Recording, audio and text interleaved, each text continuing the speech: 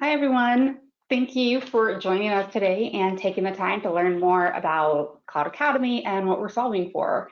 My name is Samantha Colafrancesco. I'm a Senior Customer Success Manager, and I work with our customers directly to ensure they're receiving maximum ROI on the platform. I'm going to show you a little bit about that today. So let me just see there. Oh, that's who's talking. Okay, now here is our agenda. So we're going to go through a demo of the platform so you can really see that firsthand. But throughout the demo, if you have any questions, feel free to ask those in the chat box and we can answer those at the end during the Q&A session. All right, and now it's demo time. So let me go ahead and open up my demo platform here. All right, so this is what the platform will look like as a dashboard when any user logs in, whether you're an administrator or an individual user. I'm going to start with kind of diving in to see the administrative features, just because that's so robust, and then we'll kind of come back to the end user experience and what you can expect there. So when you have your account and you're an administrator or a team manager, you click on just manage your company or your company name at the top, and then you'd be able to access kind of the back end, the management dashboard.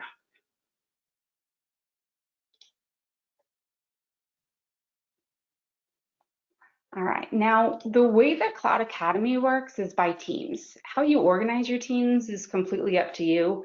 However, all users should be a part of at least one team. You can create teams based on your current organizational hierarchy, your different departments, job titles, geographic location, learning objective, certification initiatives, etc. Whatever makes the most sense for you. Now, for everyone on this call, you may or may not have administrative privileges, and that includes being able to assign licenses to the users, creating new teams. You can also assign training plans and manage the reporting data across the entire organizations. Within the teams themselves, you're going to see two additional roles. And let me just go ahead and open one up here. So we have team managers and members. The members are your end users who have full access to our content and would likely be assigned a training plan by their team manager.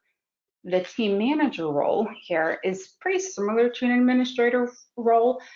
They have the ability to assign training plans, view and manage reporting for their team, create sub-teams, assign team managers to their sub-teams. They just can't invite any brand new users to the organization, and they can't add brand new users to their team. The administrator would do that. And then for all of the reporting and analytics that a team manager would look at, they would only see that for teams that they're a team manager of, whereas an administrator would see it for the entire organization. All right, so I'm going to jump backwards here and take a look at our organization tab. So this is showing us kind of that team hierarchy that we were just talking about. As you can see here, there's like a plus sign. This one says it has 15 different sub-teams, 3 sub-teams. And so as I mentioned, you can really create your teams in the best way that fits your organization.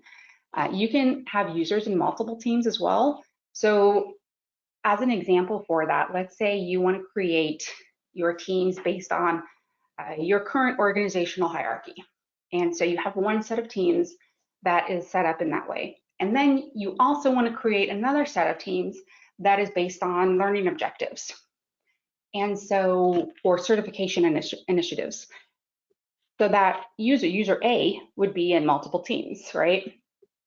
And this allows you to do reporting at that organizational hierarchy level, but then also assign training plans to the different certification initiatives teams that you have set up as well. And then you could have different team managers set up with those, etc. So if I take a look at Acme Corp here, I just hit this plus sign, we can see all of our different sub-teams. Now, if you're a team manager of the top team, then you have access to view all of the information on the different sub-teams below that.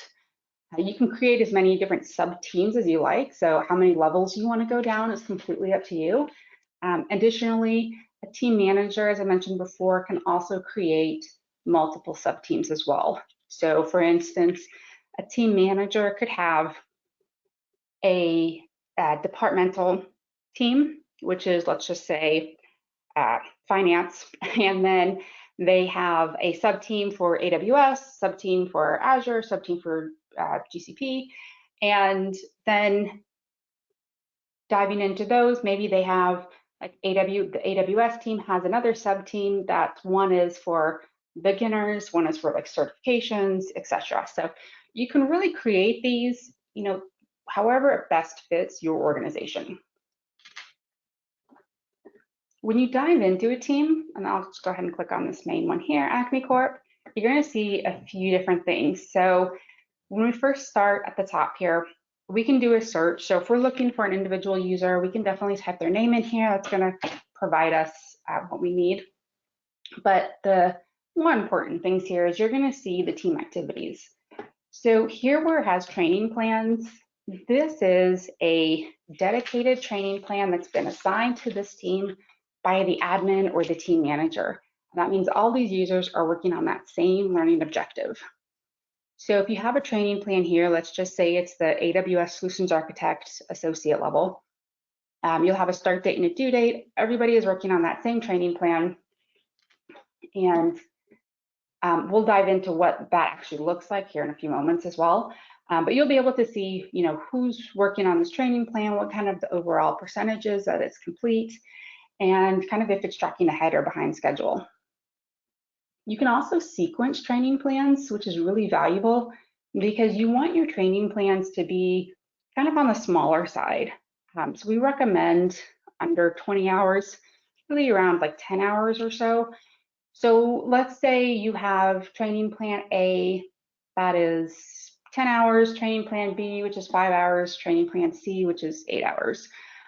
You could combine all of those into one big training plan, but that tends to demotivate users just because it's so much information that they have to consume, and they also want to procrastinate because they think, oh, that due date is so far out, I'll just get it done later.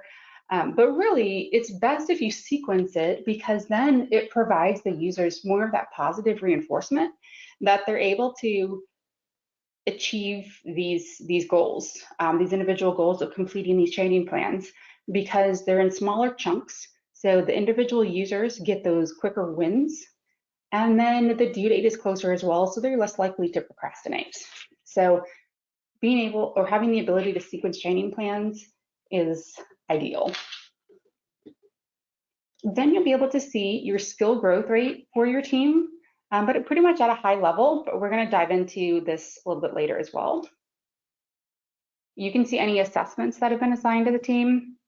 Now, an assessment is when you create a team, you want to get a baseline understanding of all the current users and what their current skill level is. And so what we do is we recommend to assign an assessment, and there's a lot of different assessments to choose from, and I'll give you an overview on that in a few moments. But like I said, that just helps us get an overall understanding of what that baseline is, so we can accurately track and measure their progress over time as they complete quizzes, exams, and labs.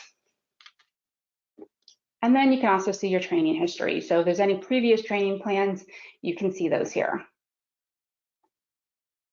Next, we can see all of our different sub-teams that have been created. And as mentioned before, if you're a team manager of this team within the hierarchy, then you can also see the information for all of your different sub-teams as well.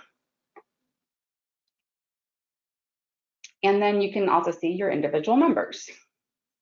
Now, you'll notice there's another column over here called content access, and that's either a yes or a no. So we do have the ability to have unlimited free licenses for users that don't require content access. So perhaps it's a team manager or a stakeholder that wants to monitor the reporting, or even an admin, and they really just want to be able to create the training plans, create the teams, monitor the reporting, but they won't be consuming any content themselves. So because of that, we've created a free license for those users. So that way you don't have to pay for those additional stakeholders and managers on the platform. And if their content access says no, then that's going to be a free license for you. So definitely recommend taking advantage of that and adding as many managers as possible to the platform.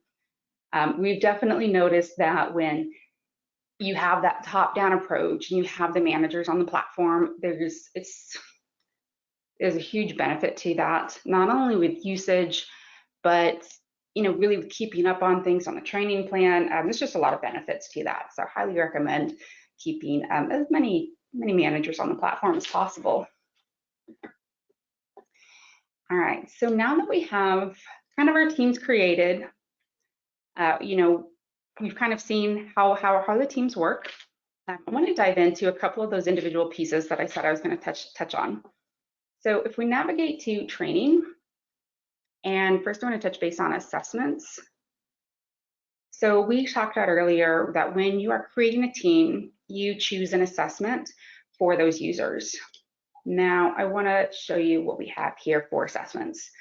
I would say 98% of our customers, they choose this basic cloud knowledge evaluation. It takes about 5 minutes. It's only 10 questions. It's very high level for the users. And again, it's just to get kind of that baseline understanding of where everybody is starting from. But if you wanted to dive in deeper, you could choose to skip this one, maybe only do the Azure, or maybe you want to do both. You have that option. And then additionally, for the more advanced users, we do have hands-on lab challenges. And then what these are is, it's like a typical lab. However, we've taken the training wheels off, basically. So you are presented with an issue and you have to solve for that issue without any instruction. So it's definitely more for advanced users there. If your user group is not advanced or you're not sure, then I would recommend sticking with just one of these exams and kind of make that quick and easy for you. Like I said, most of our users just choose that basic cloud knowledge evaluation. Once that's been assigned, you're able to log in, and we'll just choose this one and kind of see the details of that. So on our team that this was assigned to, we can see a skills map of kind of where their strengths are. And so in this case, I would say compute for AWS is really the biggest strength here. But you can also dive in and kind of see some more details by clicking on these arrows. You can see kind of overall what the percentage of completed assessments and the assessment score is, but then you can also dive in deeper and see that at the individual level as well.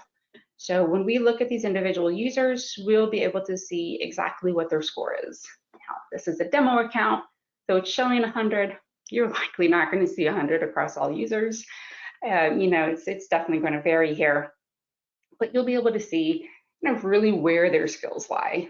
For instance, if we had these top 4 users where their assessment score were all in the 80s and 90s, and then you have this bottom one, Tony, who got like a 20, Tony might want to receive a different training path than the other users because he seems to maybe be a little bit behind, or maybe the other 4 are just really advanced. And you might want to separate them into having different learning objectives, or at least starting, Tony off on a more fundamental path. And then once the assessment has been assigned and completed, typically you're not going to assign another assessment on the platform, because what we do is once we have that baseline understanding of their skills, every time a user completes a quiz, an exam, or a lab with a validation step, it's going to contribute to their skill profile, and you're going to watch their skill profile increase for the most part. You're going to see that increase. You're going to see it get updated every time they take one of those, and we're going to dive into that pretty soon here. But like I said, once you assign the assessment, it's typically one and done. They don't need to take it again. So next is our training plans. Now, training plans are highly valuable. What we've noticed is that when users have a training plan assigned to them, they tend to have around 400% more usage than those that don't. So highly recommend ensuring that all of your teams have training plans assigned. What I'm looking at here is an overall view of all training plans that have been assigned to any team within this organization. So this is what an administrator would see. If I was a team manager, I would only see the training plans that have been assigned to teams that I'm a team manager of. So we definitely have those permissions dialed in there. So I'm going ahead and grab, let's say, the security engineer Azure starter. So we can take a deeper dive into that.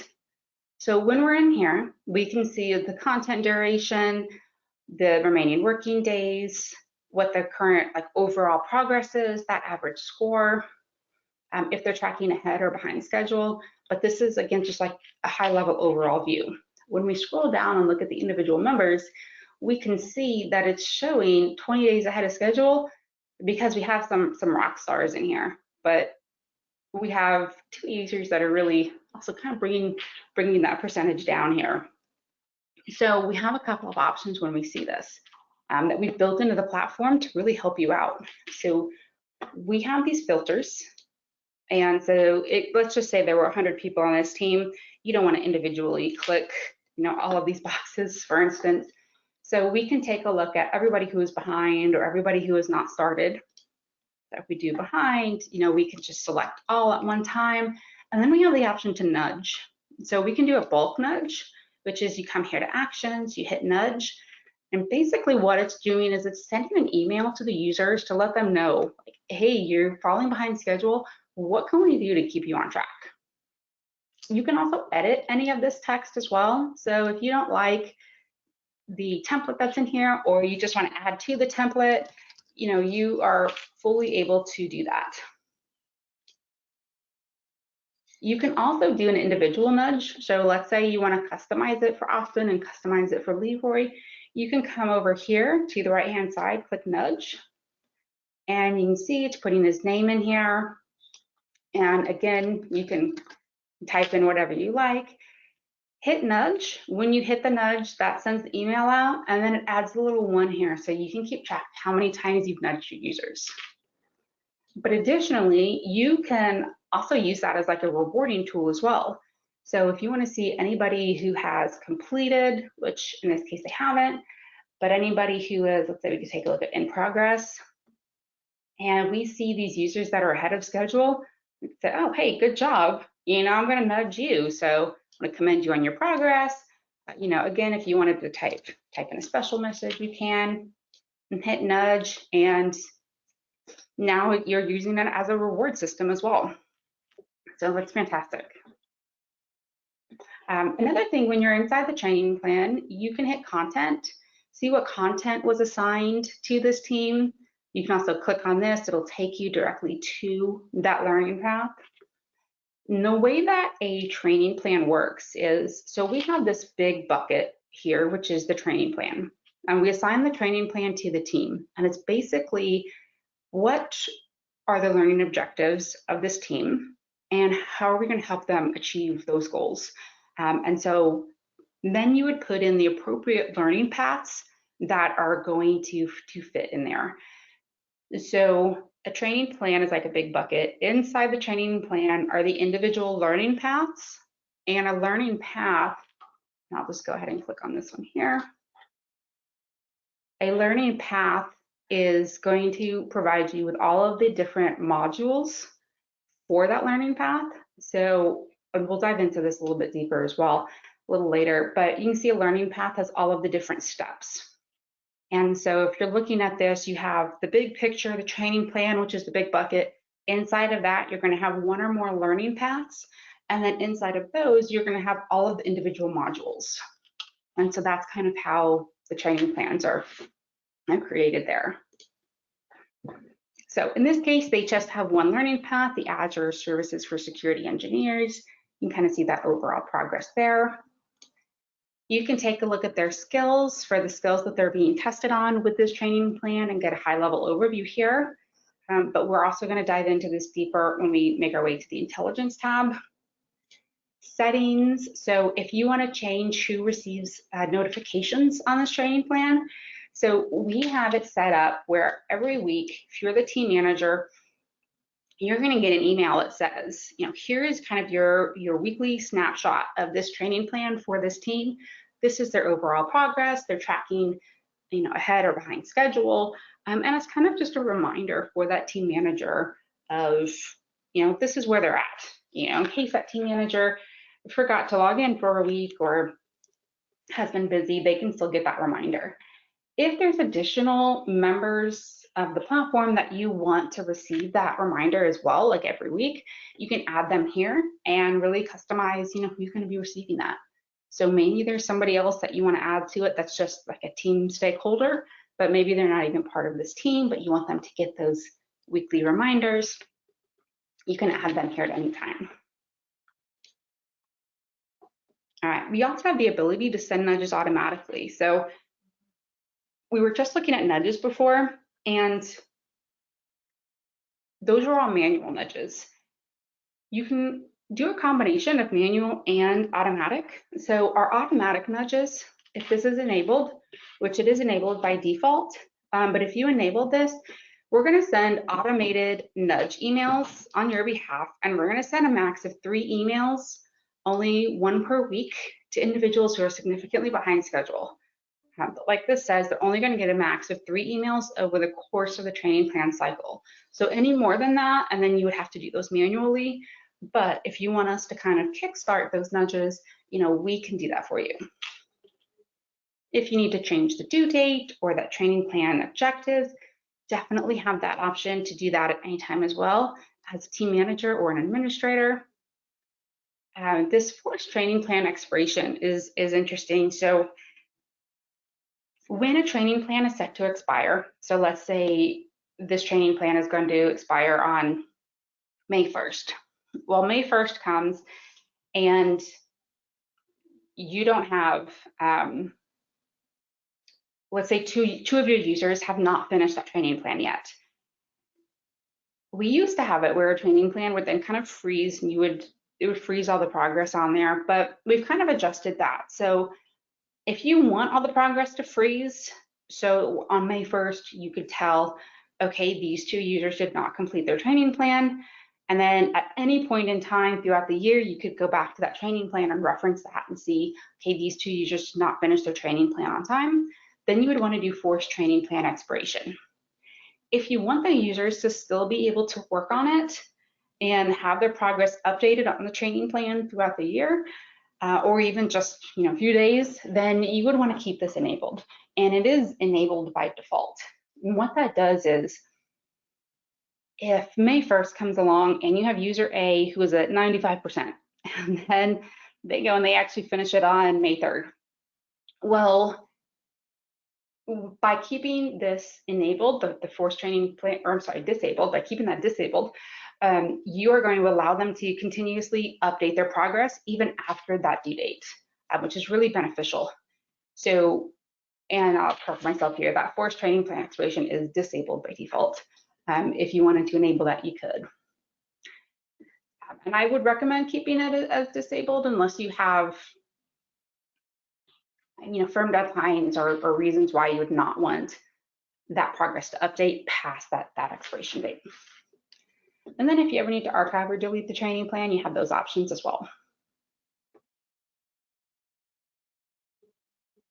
You can also create custom training plans at any point as well. So when you're going through that training plan cycle of assigning a new training plan, you get to choose exactly what learning paths you want included in that training cycle. So it's completely custom to each team and what they're looking for. You can even dive in deeper to, let's say Cloud Academy has a learning path, and let's say it's an AWS security learning path. You want to add in some of your own security policies and procedures. You can do that. We have that ability. It's a feature called Content Engine, and we'll kind of cover that at a high level during this call. But you could go ahead and add in some of your own content, videos, PDFs, Excels, PowerPoints. So that way the users, when they're upskilling on AWS security, they're also getting your organization's information, and it's helping them just get ready even faster. All right, so again, this was the training plan view that I would see as an administrator. If I'm a team manager, I'm only seeing the teams here that I'm a team manager of. But let's say I want to look at the member view. So I might want to use this view for a couple of different reasons. Maybe one, I just want to see how this user is doing in general. I'm going to click on him and I can see what training plan is active, what he's completed, how he's tracking, etc. But another use case could be, let's say I have user A on my team. User A is also on a different team with a different team manager, and that team manager assigns user A training plan. Well, I still want to be able to see that because he's my direct report. I want to still be able to see, and keep track of what training plans they've been assigned.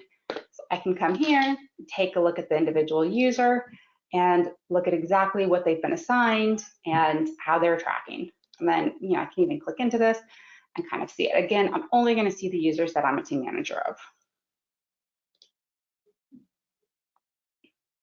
All right, so next I want to dive into intelligence. So I'm going to start with analytics. So here, again, I'm an administrator. I'm going to see the entire company. If I'm a team manager, I'm just going to see the teams that I'm a team manager of. But if I want to see an individual team, as an administrator or a team manager, I can click in here and see those as well, or I can see an individual member. You can change the date range to any date range that you like. It's typical default to the last 30 days. And this is pretty much showing you the overall usage on the platform. So I can see in the last 30 days, I've had 48 unique users. They've spent almost 1,800 hours on the platform. Here's my leaderboard if I want to see who my top users are, or I can switch this over to teams if I want to see who my top teams are. The real gold here, I think, is this left-hand side, this learning activities. So I can click on learning paths and really see what my team is focusing on. What are they spending the most amount of time on? Now, again, this is their demo account, so you can see the numbers are kind of odd, with the zeros here. Yours won't look like that. But I can see what are my users really focusing on? What are these top learning paths that they're spending the most time on? Or another great, let me back up, sorry. I can also see if I wanted to click on these, I want to see who are these 5 users that are working on DevOps Engineer. I can click on this and it's going to show me, I'm showing the teams. There we go. It's going to show me exactly who those 5 users are, how much time they've spent on that platform or on the platform, how many times they started and completed this learning path. All right, another great way to use this information is if you have users that are working towards a certification-based exam. And let's say your organization pays for the user to get a voucher to take that certification. Well, you can click on exams and then just type in like cert. You'll be able to see the variety of certifications. Again, make sure you have the right date range selected here.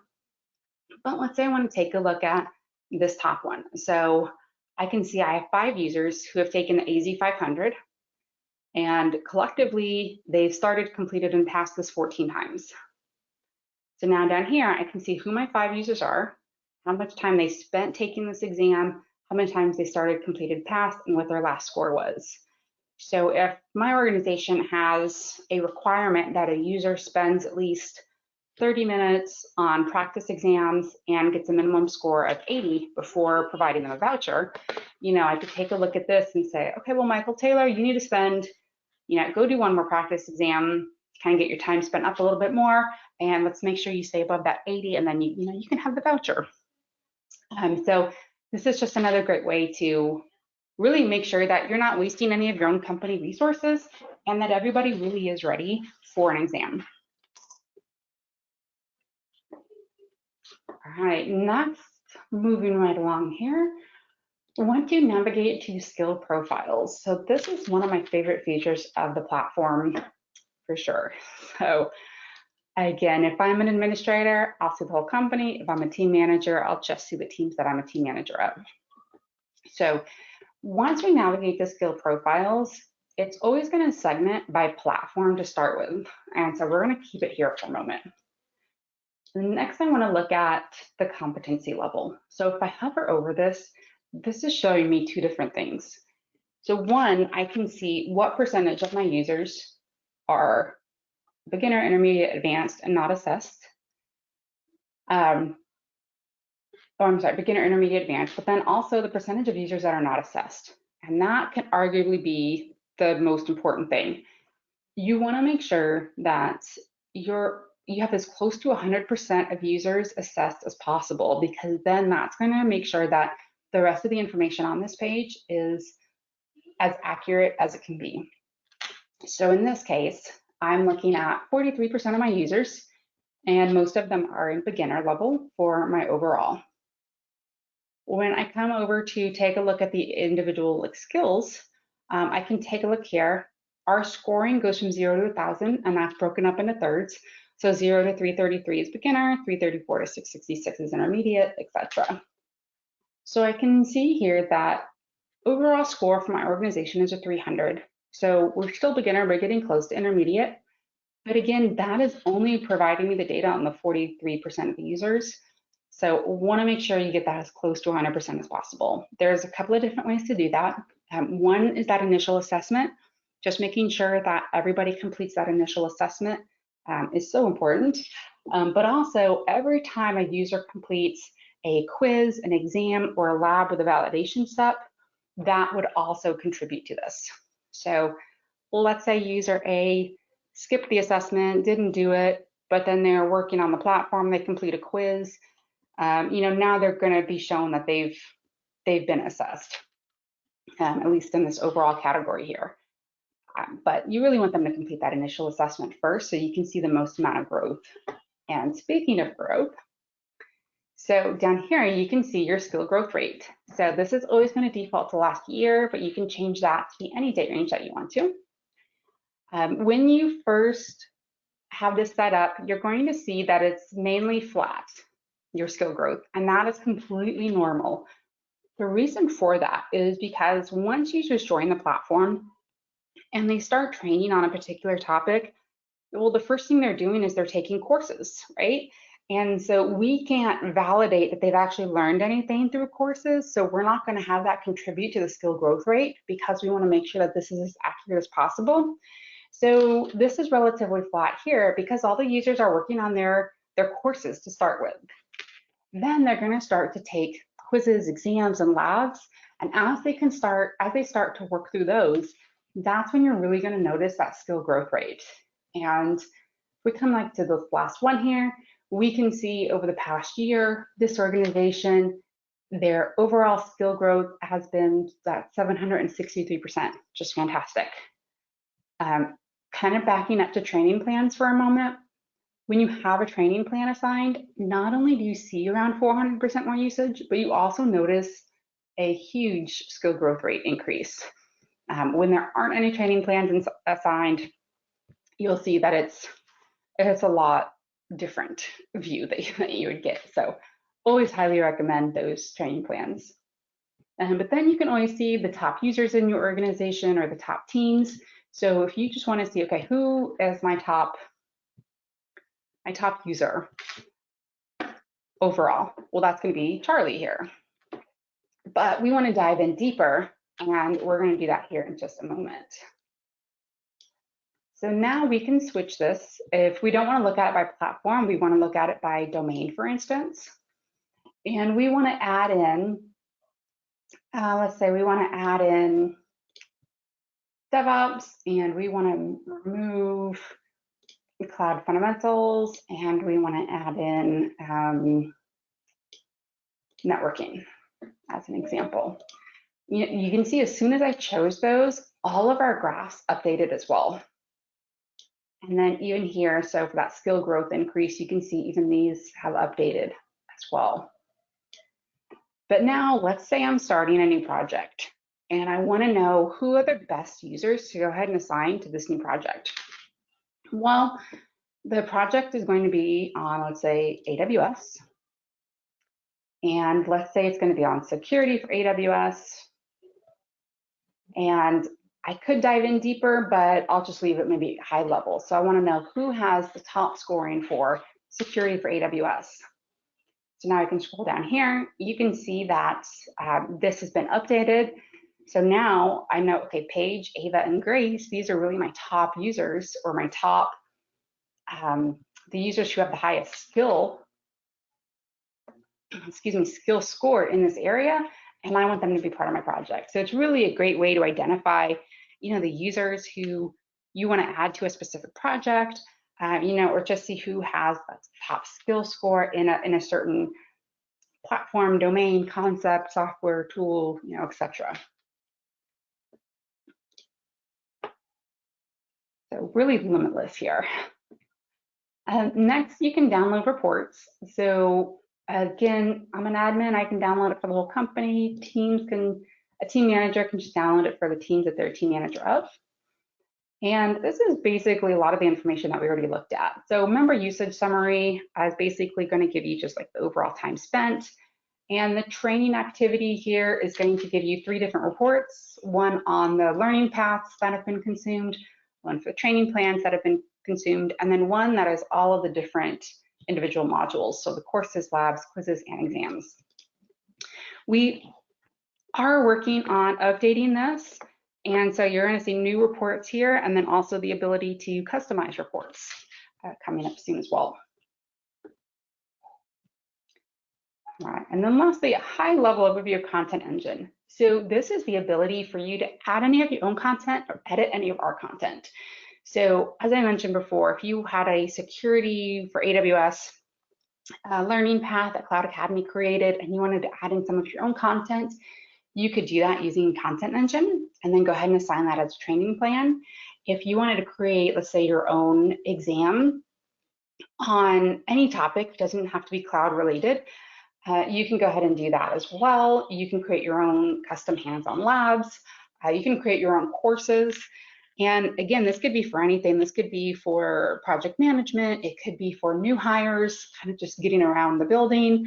HR information. I mean, you're really limitless here on what you can create. So you have the full capabilities of creating or editing anything that you want to utilizing Content Engine.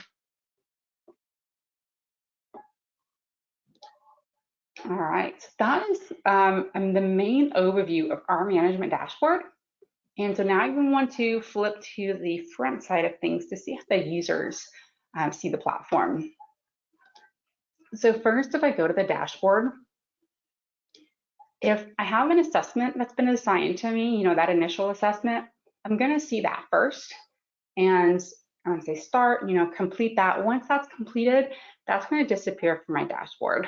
But until I complete that, it's going to continue to show.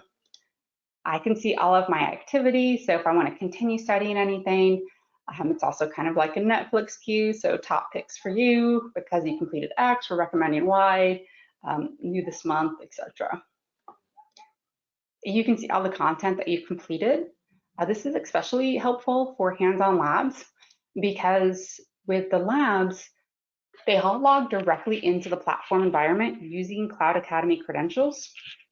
And so if you wanted to retake a lab 20 times, you could do that. And this is a quick and easy way to find that. Another really beneficial use for this is, let's say you're preparing for a certification-based exam.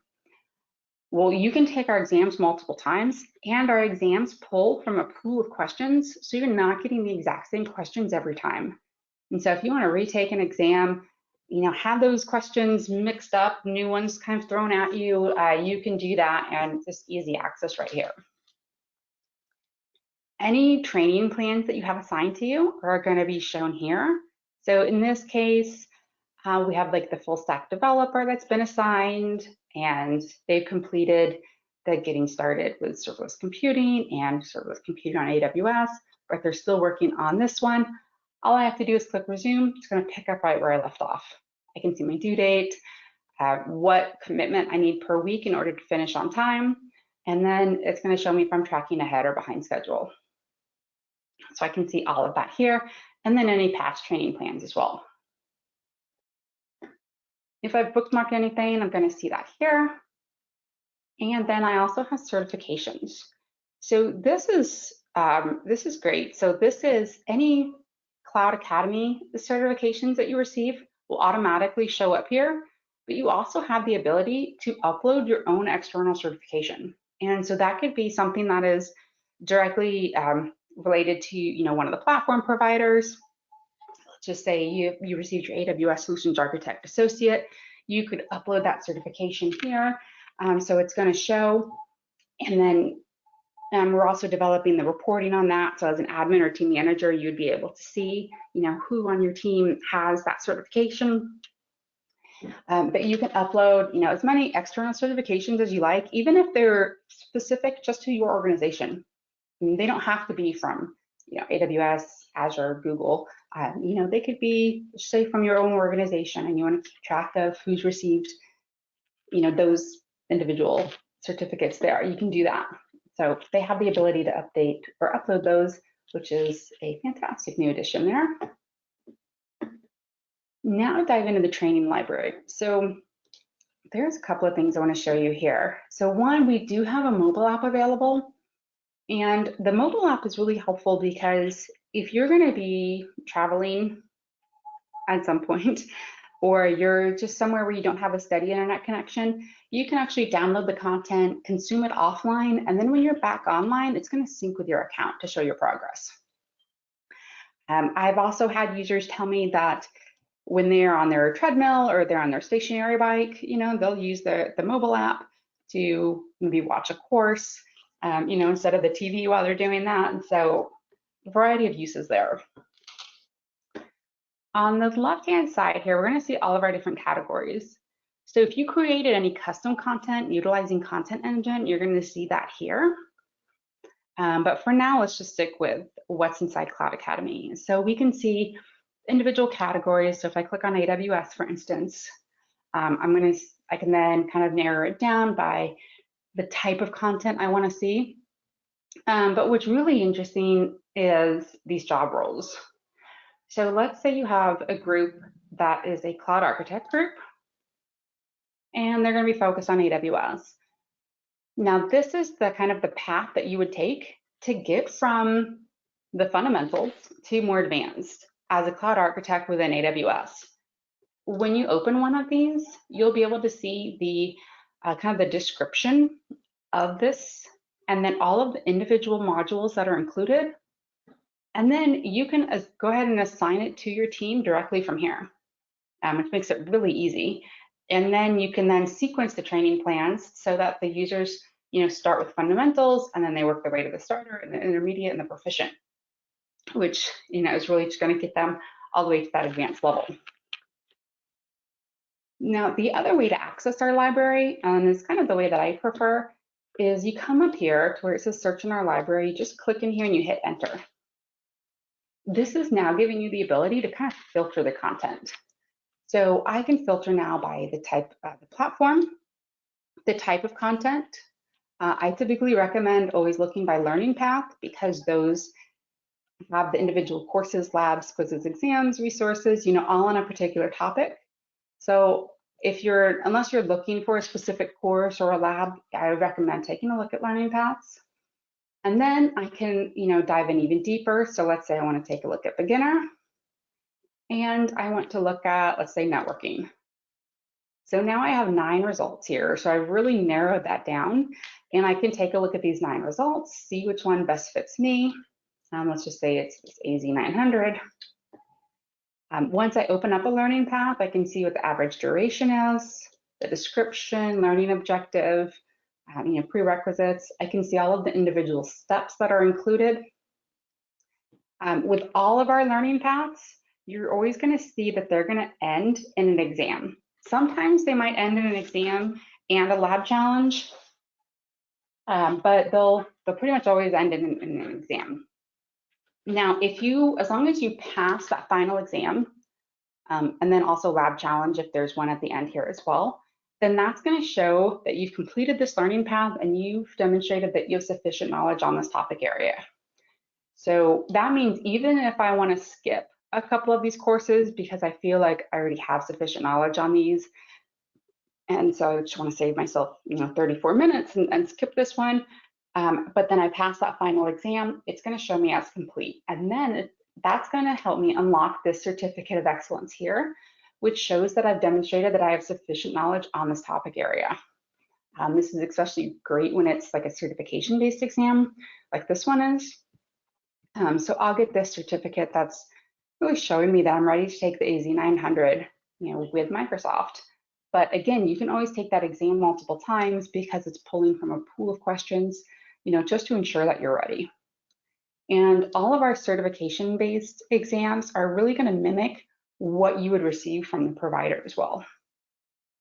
So in terms of the length, the type of questions, how long you get, all of those, it's really going to mimic that for you.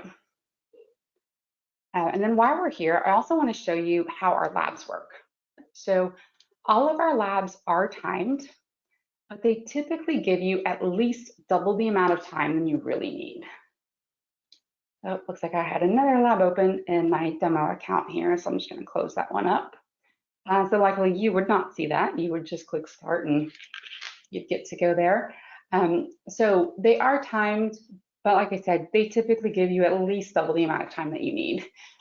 This lab, for instance, I think takes about 20 minutes, but they give you an hour and a half. So you have plenty of time. If you need to stop though, and then you definitely can. Like I said, you can take these as many times as you like. And all of our labs do log directly into the platform environment. So once I hit start lab, I really just have to click open environment.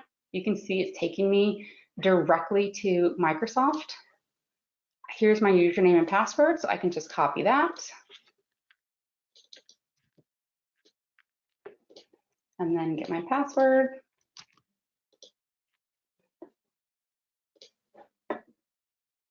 And now I am logged directly into the Azure portal here. And so now I'm just going to follow these instructions step by step on how to complete this lab. So you can see they come step by step with screenshots and everything. So I really walk you through it.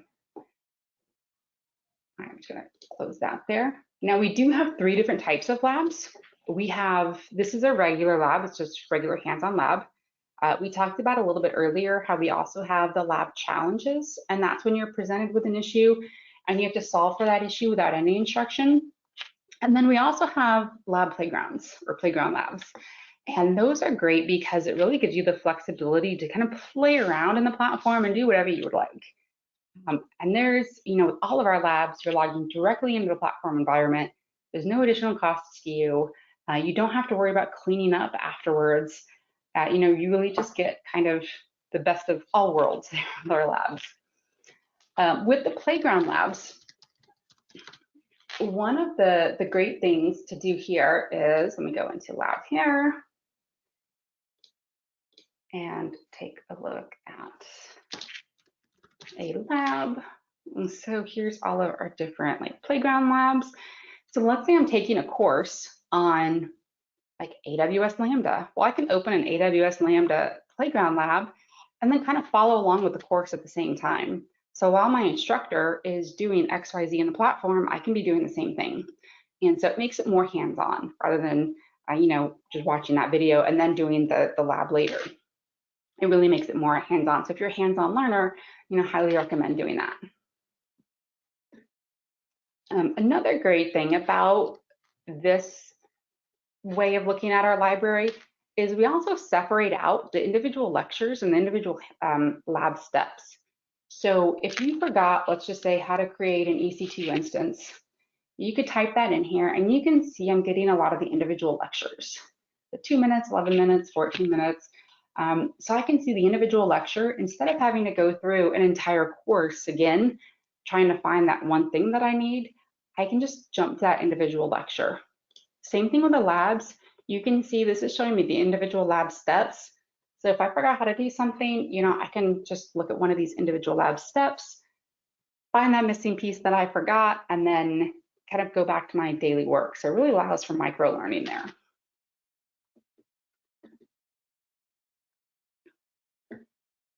All right, let's see. So the next thing I want to show you is we do have upcoming training. So anytime you can click upcoming training, you can see everything that, oh, it's our demo account, so I apologize. It will never say no content available. But you can see just released. You can also see coming soon.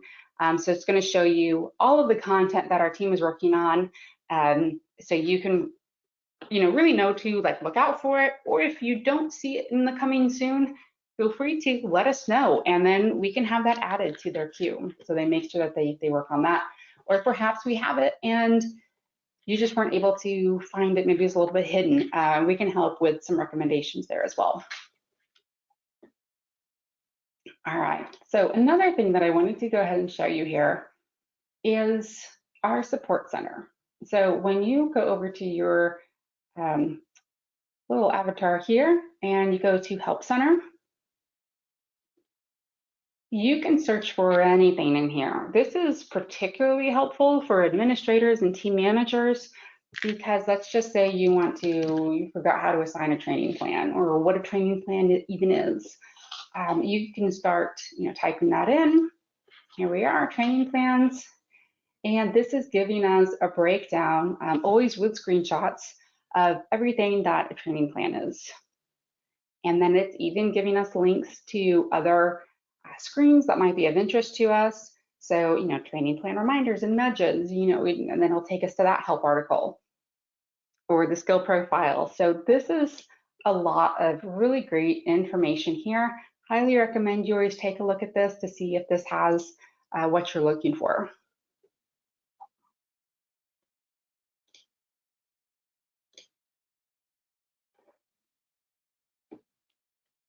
All right, let's see. So the last thing I want to go ahead and show you before we wrap up here is really the individual skill score. So as an individual user, when you're on your dashboard, you can see your skill score. And right now, overall, my skill score is a 352. It's an intermediate. If I click into here, I can now see kind of the overall view that you saw when we were looking at the skill profiles, but I'm now seeing this for myself. So I can see I'm a 352 intermediate overall. If I hover over this, I can see every quiz, exam, lab that I took that contributed to my skill score. I can also dive in deeper. So if I wanted to look at, Microsoft Azure specifically, and then maybe security for Azure, again, I can hover over these, see exactly what I took that contributed to my skill score. But then I can also see where I might want to upskill some more. So I haven't done anything on encryption for Azure. So maybe I want to, work on that, or maybe I want to bring in my Azure Security Center from intermediate to advanced, because I want to be advanced on everything related to security. I'm able to see that and really dive in deeper to see, my areas of opportunity to really make sure that my skills are where I want them to be.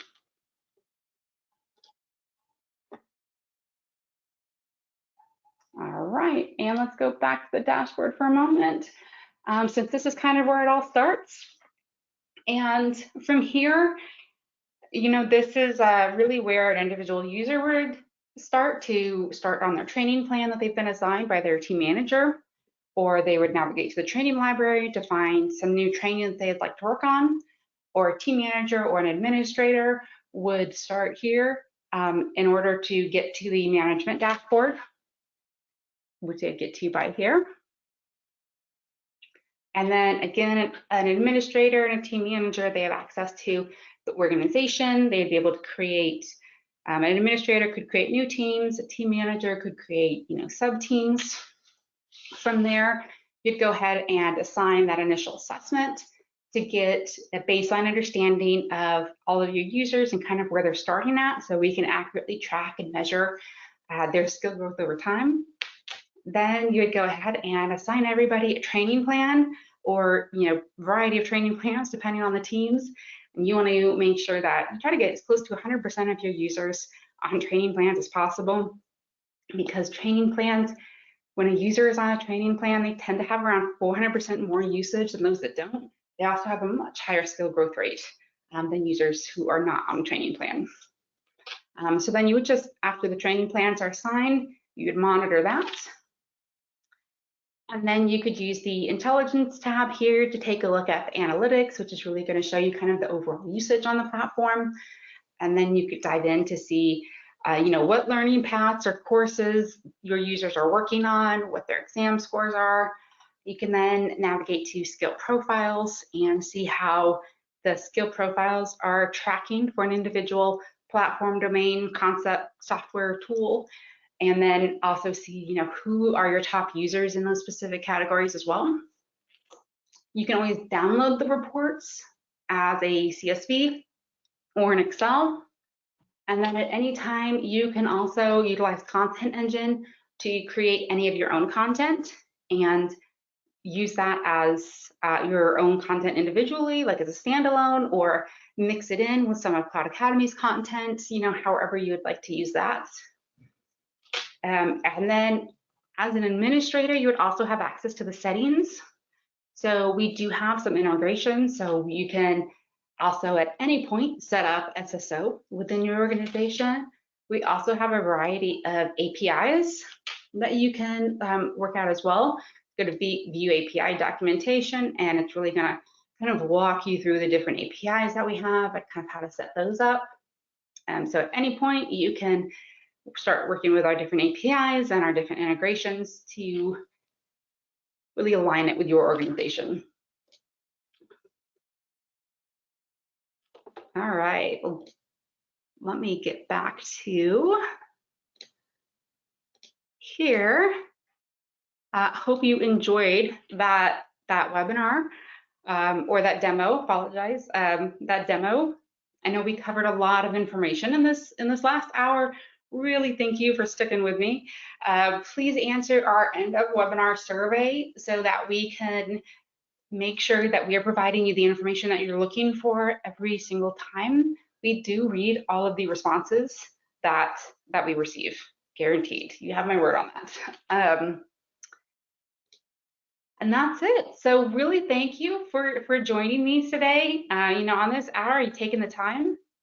If you have any questions, you can always reach out to me directly. You see my email address on the screen now. Happy to help answer any questions that you have. As mentioned before, I am a customer success manager, so my main goal is really to help customers receive maximum ROI on the platform. So happy to help you with any questions that you may have on that. I hope you have a great rest of your day. Thanks all.